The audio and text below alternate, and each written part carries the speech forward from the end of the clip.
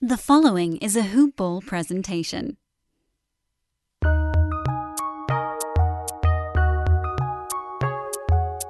Welcome to the Fantasy NBA Today podcast.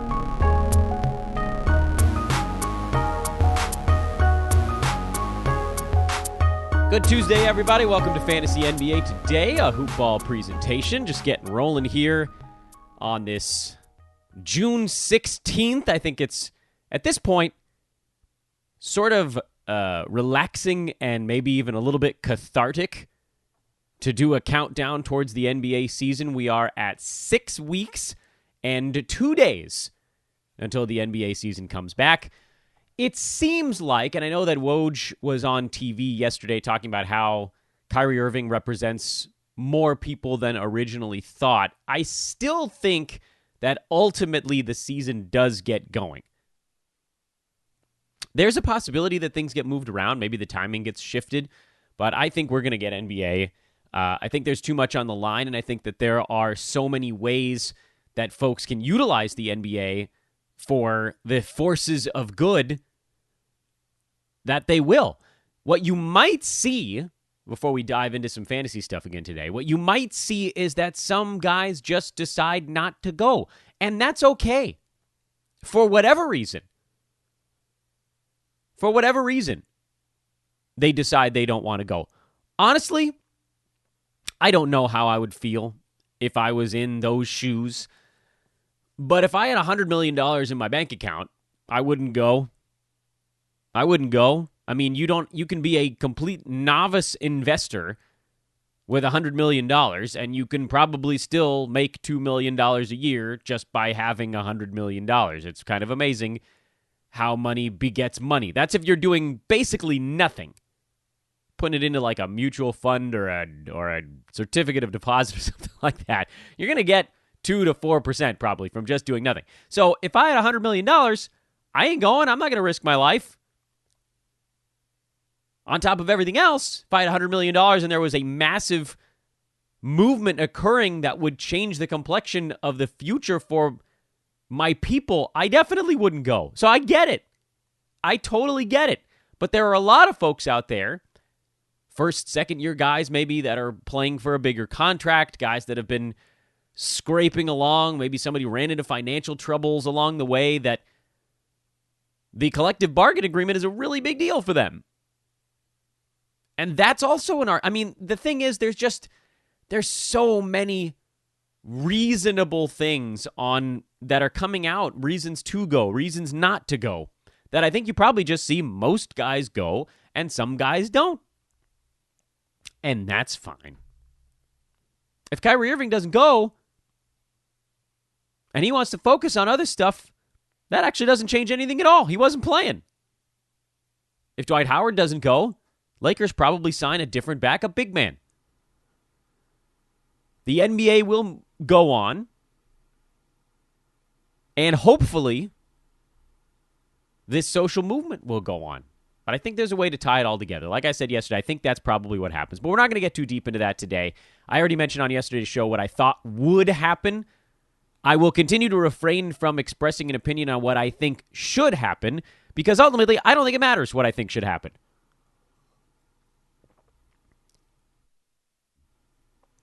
I don't have the kind of skin in this game that other folks do. So who cares what I think should happen? My outlook on this, the way I'm looking at it, is almost exclusively from a marketing standpoint, which is logistical and boring. I want things to be covered a lot. I want there to be a lot of coverage. That's the only way I'm looking at it from. And that's not the way that a lot of folks are looking at it right now. And that makes my opinion sort of a little bit whack. But again, we talked about it plenty yesterday. We don't need to dive back into it today. Just a couple minutes here on the outset, what I thought may have occurred overnight. A couple things from over the weekend and even yesterday that we didn't get to cover on yesterday's podcast. Number one, on the COVID front, the NBA now has officially enough tests, and the globe, well, the country at least, it feels like they have enough tests where the NBA can now administer COVID testing to asymptomatic players and staff as well. Prior to and honest to God, I had forgotten that this was a thing. I figured they were already doing this, The plan for the return for the players is that they're going to be testing daily. I thought it was everybody.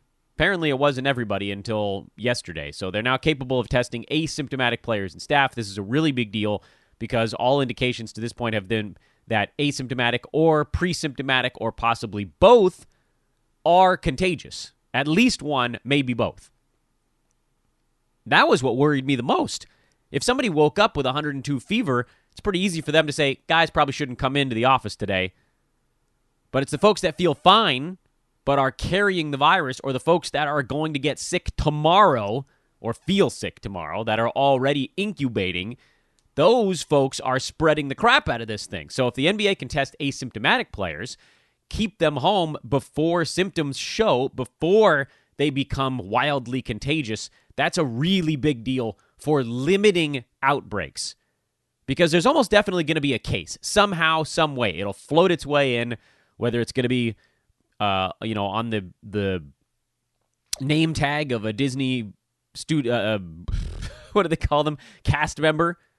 They call them cast members, employees. If it comes in on a Disney cast member's name tag and they touch that, and then they touch somebody's morning tea or whatever, someone's going to get sick. I don't care how it happens. It's going to pop up. But if they get tested and we get the positive result before they come into contact with anybody, that's awesome. That player, that staff member, whoever, can stay home for 10 to 14 days until they get their 2 negative tests in a row, and you prevented it from spreading to 2, 4, 5, 6, 7, 8, 10 other people. So that's a big deal. That's a really big deal for actually getting us through the NBA resumption and the playoffs without having to, just eliminate a team, basically. Some player news that emerged from over the weekend. Clint Capella apparently feeling much better. Doesn't matter, though, because the Hawks are not coming back. They've been eliminated. Jonathan Isaac will apparently be traveling to Orlando, but his status remains uncertain. If we get some clarity on that, that could change the way that some of you folks out there that are set for redrafting. I know there's going to be redraft. I'm going to be in one. I'm going to tell you guys right now here on Mark It Down, 10 a.m. here on the Pacific Coast, June 16th. Mark my words, I will be in an 8-game redraft league, however it turns out to be, whether it's points or roto, for this resumption of the season, and I will be in a playoff league, and I will put a small amount of money on it. Very small. But I gotta get focused, man. There's so much going on. I can't not. My body says just wait until the regular season, but my brain is like, you haven't done this in 4 months by the time this comes back. You got to do something, even if it's nuts. Anyway, so Jonathan Isaac is planning on being in the bubble. We don't know if he's going to be playing yet. And Luke Kennard, on another team that's not going to be playing in the bubble, apparently says he's fully recovered and ready to play. He might have some value next year. We talked about Detroit way back when during our post-mortem season here on the podcast, and he was a name that emerged because he needs a ton of usage to have value, but he has a pathway to it because a bunch of guys are coming off the books on that team.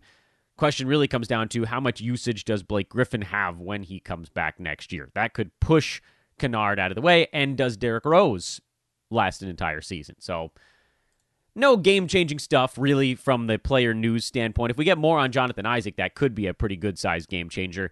The real, if we want to keep using the same word here on the podcast, the real game-changing news is that the NBA can test asymptomatic players. That's a really, really, I cannot stress this enough, really big deal. That is the thing, in my estimation, that keeps COVID to 1 to 2 people at a time instead of a whole team. It's just so easy, when you think about it from a what are the odds we can make it through this thing? And I hate to take the pessimistic approach here, but I've been in locker rooms before in my existence. I've been a member of the media. I have covered a team. I have followed a team as a media representative, as the play-by-play voice. And I know minor league baseball locker rooms are small and jammed together more so than a ritzy NBA high-level pro locker room. There's more space per person, but those showers are all together. Those lockers are right next to each other. it's almost impossible. If one person goes into a locker room with any illness, forget COVID, a freaking common cold, someone else is going to catch it. Unless there was basically a way to figure out that they had it before they became highly contagious. Get them out, spray it down. I think they're going to be sanitizing things pretty regularly anyway.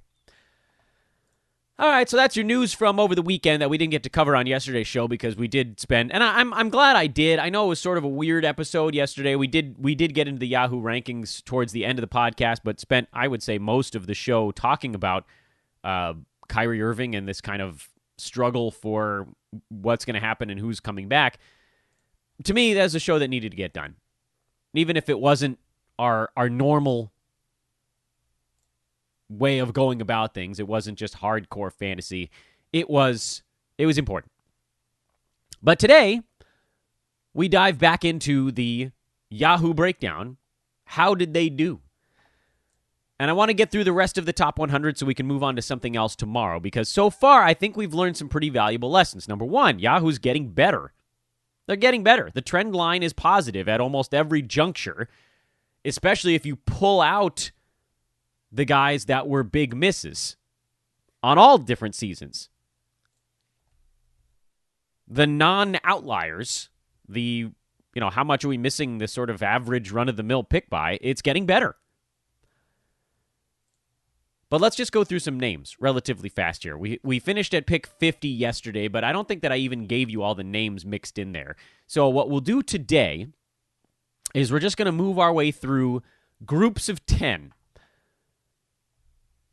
starting at 21. So we're going to go back and cover some of the names that we talked about yesterday in more of a broad topic sense, but I want to go through them one by one and then a comment or two on each grouping of 10 players. And by the end of today's show, hopefully it'll be in the 35-40 minute range. We'll be done with the top 100, and tomorrow we can move on and start looking at some other stuff as well, as this countdown towards actual ball games begins anew. I mean, we're going to have to start looking at what teams are actually involved for redraft stuff. It's almost, I know it's nuts, but we're going to have to do some draft analysis on this thing. Anyway, we'll get to that when we get to that. So, starting at pick 21 through 30 is Vooch, Miles Turner, Andre Drummond, DeAndre Ayton, Mitchell Robinson, De'Aaron Fox, John Collins, Draymond Green, Pascal Siakam, and Ben Simmons.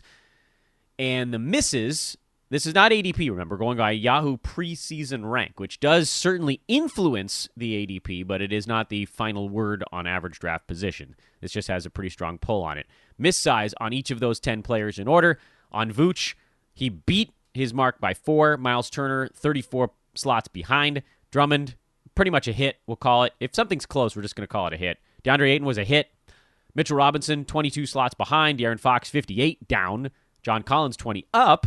Draymond Green, 51 down. Pascal Siakam was a hit, and Ben Simmons was 8 down. Pretty close to a hit. Given all of his limitations, the steps he made forward, particularly in steals, covered up for some of the other issues out there. So as we already talked about yesterday, that 20 through 30 grouping was actually not a particularly good one during this most recent draft. Yahoo actually did better 21 through 30 last year when they missed by about 18 per pick, and this year it was about 20. But here's the thing. That was really more the outlier. There were a few key misses in there. Draymond Green by 50, De'Aaron Fox by almost 60, that though either one of those guys could have very easily been in some other chunk. Last year, the big misses in that range, Jamal Murray was a 38-point miss. Kevin Love was a 36-point miss. Draymond Green was a 33-point miss. But then Aaron Gordon was 53, and he was the very next pick. Or excuse me, that was number 41. We're doing 21 through 30. Last year, the big misses there, Chris Middleton by 44, John Wall by 50. And then there were a lot of that were actually really close. So it's, compare year over year, it's imperfect. So let's keep going. Because it's really more important about looking at all of these different chunks as a graph, as a line with slope, as opposed to each individual chunk of 10. Donovan Mitchell, Devin Booker, Chris Paul, Jaren Jackson Jr., Kristaps Porzingis, Buddy Hield, Mike Conley, Otto Porter, D'Angelo Russell, and Jason Tatum. That's 31 through 40 in the Yahoo preseason ranks. And the miss size there was Mitchell down 15, Booker down 7, Chris Paul 20 up, JJJ 32 down, Porzingis 14 up, Hield 23 down, Conley, I forgot to change that one back to a non-miss. Where did I get that? Conley, negative 144, Otto Porter, negative 88, D'Angelo Russell, negative 11, and Jason Tatum, positive 29. So if you thought the 21 through 30 range had some big misses, the 31 through 40 range was the ultimate in kind of soiling themselves. Actually, it runs all the way through Blake Griffin at 42. And here's the thing. If you look at slope, it's ramping up pretty hard here, but that's why you have to look at what's going on the other side of this stuff. What do I mean by that? Well, that 31 through 40 grouping this year had an average miss size of 38. Last year it was 16. If you just looked at those two numbers, you'd say Yahoo's gotten worse. But here's the thing. You have to look at the overall picture, which continues further. We will keep going. 41 through 50 this year. Covington, Blake Griffin, Markkanen, C.J. McCollum, Chris Middleton, DeRozan, Clint Capella, LaMarcus Aldridge, Eric Bledsoe, Tobias Harris. Covington was a hit. Blake Griffin, negative 263. Markkanen, negative 65. McCollum, down 13. Middleton, up 10. DeRozan, hit. Capella, up 13. Aldridge, up 24. Bledsoe, down 33. Tobias Harris, basically a hit. He was up 5. This is relevant because all of a sudden now, they started to get better again. After Blake Griffin and Lauri Markkanen, these are a bunch of hits, effectively. I mean, the misses in there were what? 10, 13, 24, 33. That's pretty damn close in that 41 through 50 range. Last year, point of comparison, Aaron Gordon, the 41 through 50 range, had miss sizes of 53, 17, 16, 123, 9. There's one they got mostly right. 39, 21, 13, 162, and 7. Also one they got mostly right. That grouping had a miss size of 46. This year, that grouping had a miss size of 43. But if you take out Blake Griffin, that miss size goes down to 17. I know what you're thinking, Dan. There was a big miss, yes, in last year's one also. Yeah, there were 2, Gary Harris and Will Barton. But guess what? Those are a little bit different. Because Blake Griffin is Blake Griffin. We told you 1,000 times he wasn't worth drafting. But what do? Okay, fine. Let's do both of them this way. Let's cater to what we got to do. If you take out Gary Harris and Will Barton, last year's shrinks down to 18. So they get pretty close again. But here's the thing. Here's the reason I don't want to work like that. I don't work like that because that's 2 misses. I took out 1 this year, a 263 slot miss. Blake Griffin was useless from before the season even began. What about the next grouping of 10? Kevin Love, Aaron Gordon, Brook Lopez, Jamal Murray, Shea, Kyle Lowry, Derek Favors, Adebayo, Zach LaVine, and Zion. Misses there. Negative 13, negative 64, negative 12. Hit on Jamal Murray, hit on Shea. 29 up for Kyle Lowry, Derek Favors down 33. Adebayo up 17, Zach LaVine up 22. Zion down 73. That grouping had a miss size of 27. And there wasn't any one real, I know Zion missed most of the season, but there wasn't any one colossal number that you kind of need to pull out. Compare this, by the way, to last year, where they didn't get anything closer than 11 during that 51 to 60 range. This year, they got 1. Jamal Murray was a 2-slot miss. Shea was a 1-slot miss. Kevin Love, 13. Adebayo, 17. 4 of the 10 names in that thing were missed by less than 20. Last year, 1. And it was Josh Richardson with an 11-point miss. They are getting better. The average miss size there was 27. Last year, it was 46. 54. It was bigger. Forgot to put a number back in. Let's just keep going so you guys can follow along with this. I know it's getting a little bit thick. I warned you guys that the next few shows were going to be thick with information. Horford, Brogdon, Jonathan Isaac, Gallo, Josh Richardson, JV, Julius Randle, Miles Bridges, Thomas Bryant, and Kelly Oubre Jr. That's the 61 through 70 range this year. I would call that generally a pretty bad group of picks. There are a lot of misses. Al Horford was generally a hit. JV was close at 11. Gallo was close at 13. And then everything else was way out. Brogdon down 29. Jonathan Isaac up 48. Richardson down 97. Julius Randle down 79. Miles Bridges down 98. Thomas Bryant down 44. Oubre up 22. Average miss size 44. Last year, average miss size during that grouping 45. I know. Let's keep going because I want to get through all of this and then we can circle back around to what it all means. I'm going to do the last 30 names here rapid fire. So get ready. We're going, Ace Ventura style. Wendell Carter Jr., Terry Rozier, Marvin Bagley, John Morant, Gordon Hayward, Marc Gasol, Steven Adams, Larry Nance Jr., Victor Oladipo, Joe Ingles. That's the 71 through 80 range. 81 through 90. Hassan Whiteside, Domantas Sabonis, Jeff Teague, DeJounte Murray, Freddie Van Vliet, Karis LeVert, Jared Allen, Ricky Rubio, Kyle Kuzma, Jeremy Lamb. Whoops on Kyle Kuzma, Yahoo. Montrezl Harrell at 91. We'll go through 100. DeLon Wright, TJ Warren, Lonzo, Marcus Smart, Nick Batum, Mikal Bridges, Dwayne Dedmon, Gary Harris, and Lou Williams. And now we can rattle off some miss size here, just so we can get through this. I want to get through this part because I think this is the boring part, and maybe I'm wrong. Maybe you guys like hearing the names and the actual analysis is the boring part, but whatever. You're stuck with me now. Going all the way back to number 71, Wendell Carter Jr. down 47, Terry Rozier hit, Bagley down 87, Morant down 47, Hayward up 26, Marc Gasol down 36, Steven Adams down 15, Larry Nance a hit, Oladipo, what are we even doing here? You injured for 2 months. I'm basically not counting it, but it was down 183. Ingles down 70.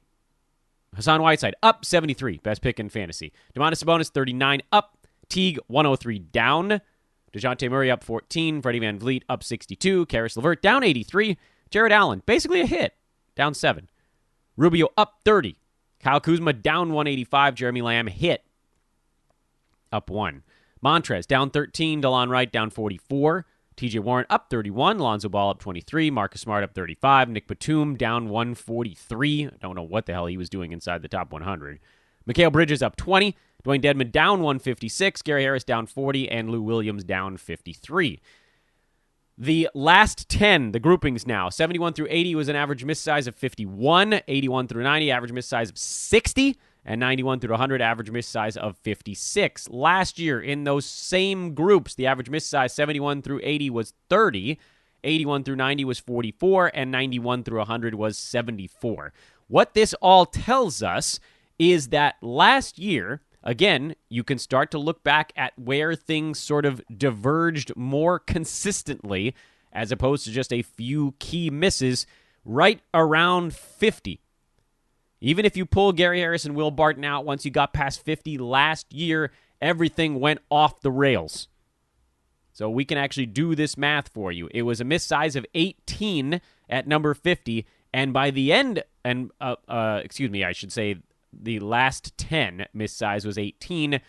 By the 51 through 60 range, the last 10 was 54, and then, as we told you already, it never got below 30 at any point the rest of the way.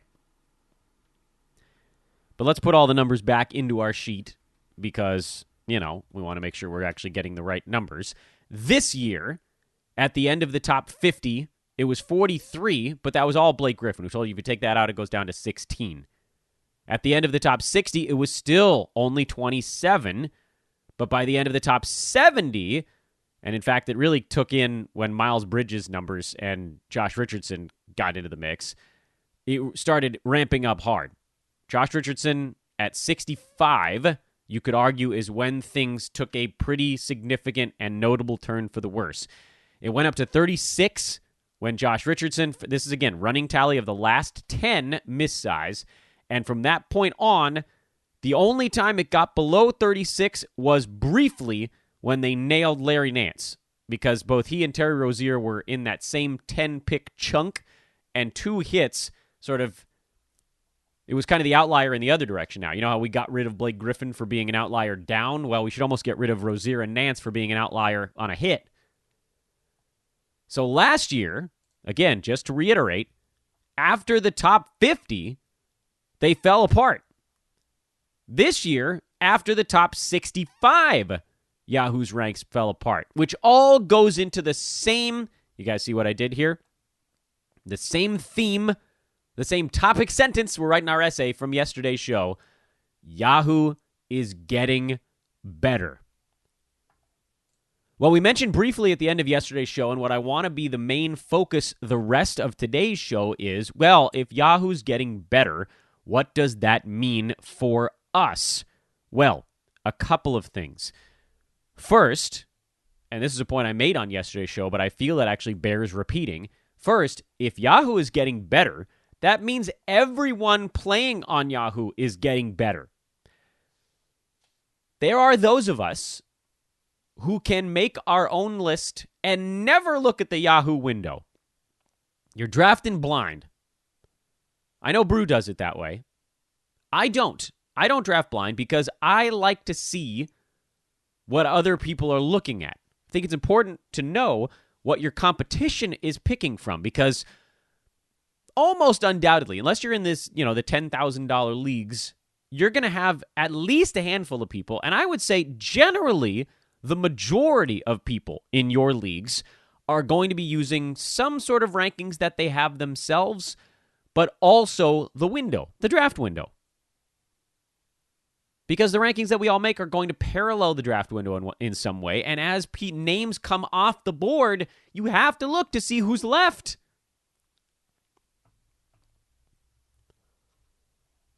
So everyone's going to get better because everyone, 99% of people, see the Yahoo window, see the preseason ranks, the way that the draft window organizes these names, and it pulls them towards the names that are farther up on that chart. That's the subtle difference. The less subtle difference is that there are many people in your leagues who don't use their own rankings at all and just use the Yahoo rankings. They look at the window, and they have picked 35, and the names still on the board are Chris Paul, Draymond Green, Kristaps Porzingis, and Mike Conley. Well, the preseason ranking has Draymond Green as the highest rank among those guys. They're going to take Draymond Green. In that case, it didn't work out for them. If they have picked 35 and Chris Paul, Jaren Jackson, Kristaps Porzingis, and Buddy Hield are all there, they're going to take Chris Paul because he was the first-ranked guy, and it's going to be good for them. So for every time that Yahoo gets it closer, year after year after year, the people drafting off of their preseason numbers are going to get better picks. And then finally, what if you're in a league where someone auto-drafts? They're going to get better too. They're not going to beat us. We still beat Yahoo almost every time with our own numbers and our own strategy on drafting. We dodge the bad ones. We try to get the good ones, and we get a lot of the ones that are close. We want guys where they finish pretty close to where they started. Or where you took them, I should say. Finish pretty close to where you took them. We're going to still beat them, but it's going to get harder even if the people in your league aren't doing any extra work because the page they're reading is better. The information is better. So what do we do about that? How do we continue to beat the system, more or less? What we're trying to do in fantasy is beat the system. Well, for one, ADP. We're always going to look at ADP because you got to know how much the preseason rank is actually pulling a particular player's number. That's the easy one. The hard one is what we've been doing on this podcast the last 2.5 months. 3 months. Good God. Over 3 months? How the hell did that happen? Over 3 months. The hard part is what we've been doing on this podcast the last 3+ months, which is figuring out how to build your own rankings and how to use them in conjunction with the rankings of the website you're using for your actual game. I've had people ask me a question on Twitter, or I think they phrased it in the form of a statement, but I'll pose it as a question here. Dan, why don't you just use your own rankings? I don't just use my own rankings because I don't necessarily draft guys in the order I think they're going to finish. I draft guys in the order I think I can get the best ADP return.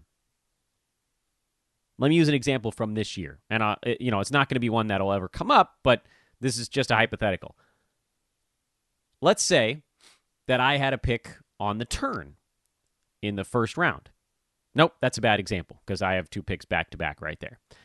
Let's say I have I don't care. This is a 10-team league, by the way. Just all of our examples here are going to be 10-team league because it's easier to read the numbers. I know that's not how we're playing, but just bear with me on this one. Let's say I have the 7th pick in a 10-team league, which means I also have the 14th pick coming back in the second round.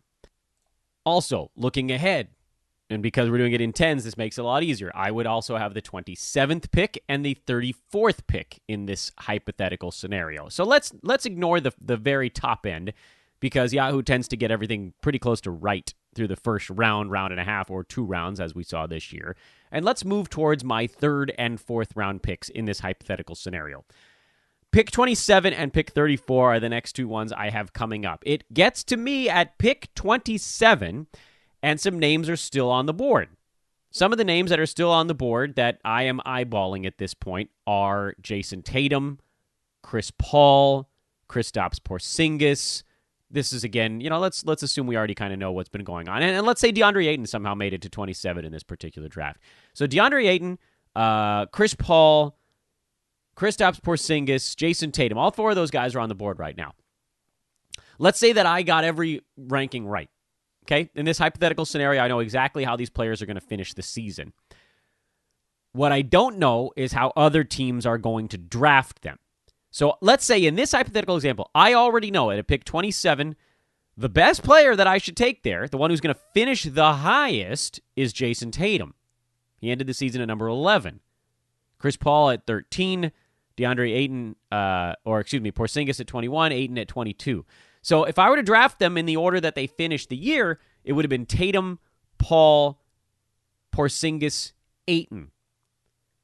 But you can't just think that way. If I took Jason Tatum here, in all likelihood, by pick 34, the 3 other best options for me at this point will probably be gone. Right? The one that might survive there would be Chris Paul, because he and Porzingis, their preseason ranking was 33 and 35. So they might survive to 34. There's no chance DeAndre Ayton gets back. So you have a couple of choices here. If I just drafted it in the way that I knew they were finishing the season, I would take Jason Tatum at pick 27. Make sure I get my numbers right there. What did I say? 27 and 34 at pick 27. But you also have to take into account what other people are going to do. Jason Tatum's preseason rank was 40. He was the least likely player to be taken between 27 and 34.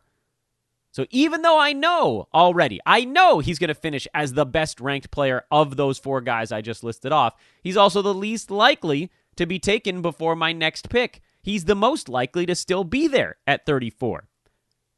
So what I'm probably doing here is I'm actually debating whether I should just take DeAndre Ayton, because in all likelihood, he's going to have a strong showing, and I already know in this hypothetical sample he finishes at 22. And if I take Ayton, then I'm assuming in my mind there's a pretty reasonable chance that either Paul, Porzingis, or Tatum will still be on the board at 34. Because now, instead of taking Jason Tatum at 27, when guaranteeing that Ayton will be gone by 34 in this hypothetical, and hoping that Paul or Porzingis is still there, I've taken now DeAndre Ayton, and I've added back into the possibilities pool Tatum, who wasn't going generally until 40. So if I take Ayton at 27, I might still get Tatum at 34, whereas if I took Tatum at 27, there's almost no chance I get Ayton at 34. Does that make sense? I know it was a little bit circuitous, but the reason that, to me, I hope that this is beginning to answer the question of, Dan, why don't you just draft off your own list? The answer is, you have to try to figure out who might get back to you at your next pick. Sometimes you take the guy who has a slightly lower final season ranking because you believe he won't be there when it gets back to you next time. You can plot out this puzzle in your mind. In this hypothetical example, what if I told you I knew for sure that 2 of those 4 guys will definitely be gone by pick 34? 2 of those 4 will definitely be gone. If I don't touch either of them, 2 of those guys will definitely be gone by pick 34. Well, in all likelihood, the 2 guys that would be gone would be DeAndre Ayton, who had the highest ADP of the bunch, and then probably Chris Paul, who I believe had the second highest ADP of the bunch. So by pick 34, I'm probably going to be left with Porzingis or Tatum. If you knew that already, wouldn't you then take either Ayton or Paul at 27? Even though Jason Tatum actually still, by what we already know here, finishes the season at the highest point. Sometimes you have to draft out of order. It's a weird concept to get into our head. It's why I talk about players in buckets as opposed to an exact number. That 4-player situation I just outlined for you was a bucket of guys going in a particular range. It's why I talk about ADPs constantly leading up to fantasy draft season, because if you know what other people are doing, you can beat them. If they telegraph their move, you can beat them. ADPs and the moves within the ADP ranks, average draft position, for those that are joining us here for the first time and hearing this podcast and thinking, well, never listening to that again. That's basically telling you what everybody else is going to do in kind of an inexact manner. Having ADP and having ADP movement tracking would probably tell us, if I got to pick 27 in back in our hypothetical example, and DeAndre Ayton's still on the board, if I don't take him, he's gone in the next 1 or 2 picks. If I take Jason Tatum, I'm not getting DeAndre Ayton. If I take DeAndre Ayton, I might still get Jason Tatum. Wouldn't you rather have both? And you're like, Dan, this example, Chris Paul and Jason Tatum were actually the 2 guys you wanted to have by the end of the year. Yeah, I know. But I just needed to set this up in a way that made sense. And the way that makes sense is to think, look, sometimes you take the guy who might not finish quite as high if you can still get the other guy with your next pick. You're like, Dan, aren't you getting cute there? Yeah, but what if we took Jason Tatum at 27 in this hypothetical and none of the guys that we wanted were left at 34? What if we were stuck taking, I don't know, who the hell is the next guy on our list? Buddy Hield? He was a guy that we liked a lot coming into the season. Didn't quite perform. He was fine. So then you got Jason Tatum, who finished at 11, and Buddy Hield, who finished at 59, as opposed to if we took Ayton at 27, he finished at 22. And then we're picking from Paul, Porzingis, Tatum. One of those 3 guys will probably still be there. So you get a 22 and maybe a 21, or a 22 and a 13, or maybe a 22 and an 11. That's better. That's better than grabbing the guy that you think is finishing higher, because you have to figure out who's still going to be there. It's the dance, man. So this is how we beat it. This is how we beat it even as Yahoo gets better.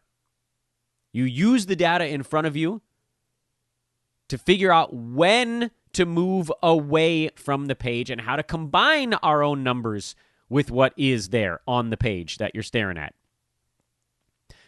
And what we talked about yesterday, and we'll sort of wrap this thing up here with a couple of key thoughts. Key thought number 1, understanding what other people are going to do. This is why we analyze this stuff, and this is how we continue to beat it.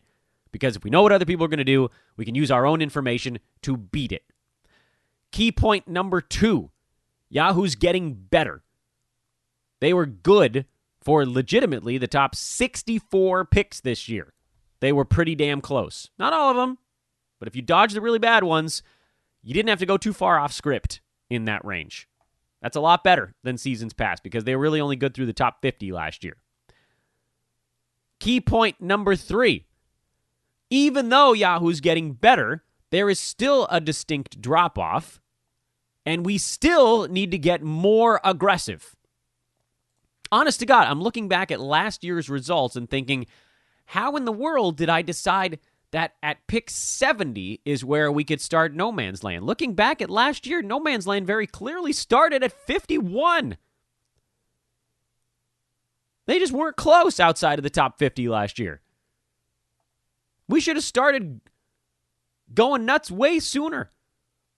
That one example I always use on this podcast of the one draft where it got to me at pick 60 and all of my falling stars had fallen out of favor. They had been picked, one of the two. And I thought, well, who's left on the board? That was at pick 60, 61. I could have very easily just grabbed whoever I wanted to. Here I was thinking, man, I got to stick close because things are close until 70 or 80. And we're seeing right now that Yahoo's best season to date, which is basically this one, they were only good through the first 64. So I was right on the cusp of No Man's Land anyway. And here I am going, do I want to go with Julius Randle? Or, I don't know. Still on the board here? What do I do here? What do I do, guys? Instead of saying, all right, look, we went through all my top dudes.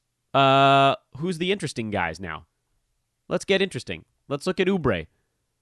Let's look at Gordon Hayward. Just start grabbing, man. Take the guys that interest you. Don't take the guys that are just sort of there. So let's say Yahoo gets better.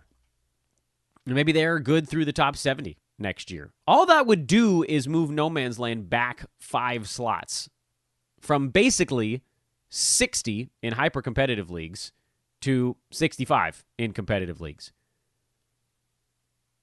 That's why this key point is maybe my most important of all of them. That key point that we're talking about right now, which is we need to get a little more aggressive. Not at the beginning, when Yahoo's got it all right on the nose. Don't get aggressive there. And then take your falling stars, your Chris Pauls, your post-type guys like a Jason Tatum. Those guys are always floating around. Your Rob Covingtons, your Jonas Valanciunas, your Tobias Harrises, your LaMarcus Aldridges. Let all those guys get exhausted through pick 50 or 55 or 60. But at that point, don't feel like you need to go grabbing somebody who was ranked 55 just because they were ranked 55. You can look at pretty much whatever you want at that point. All right. That's the breakdown. That's how Yahoo did this year. They did better. I'd like to clown on them, but they did better. By all accounts, they did pretty well for a site that has to plant its flag in every single pick. Yeah, there were some misses. And yeah, we do better. But that's pretty good for a big box site. It's pretty good. So we'll keep an eye on that going into next year as well.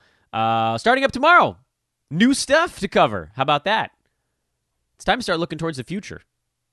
That's your Tuesday edition of Fantasy NBA Today. I am Dan Besbris, at Dan Besbris on Twitter. Whatever the hell day it is and whatever the hell month, I know we got 44 days until the NBA is coming back. So, until 43, so long.